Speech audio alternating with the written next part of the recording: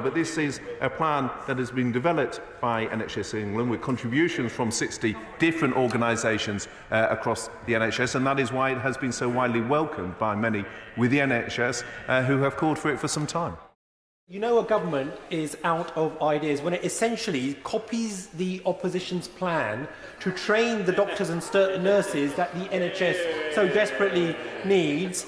But the majority of those policies won't actually be implemented until after the general election, long after the British public has booted them out of power because of the industrial scale incompetence, including crashing the economy. But the Secretary of State will be aware that the NHS is short of more than 150,000 staff right now. So will the Health Secretary take responsibility for those shortages and admit that had the government acted more than a decade ago, the NHS would actually have the staff that it needs right now?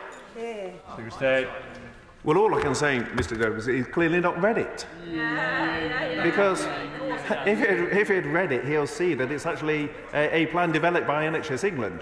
So while they're claiming authorship of it is slightly odd. And as I've already pointed out in response to the Shadow Health Minister, their plan fails to mention reform at all. It fails to mention GP training, it fails to mention physios, it fails to mention the fact that our plan is 15 years, theirs is 10. It's a fraction of the size, and it is flawed in many other ways as well. But this is a plan that has been developed by NHS England with contributions from 60 different organisations across the NHS, and that is why it has been so widely welcomed by many with the NHS who have called for it for some time.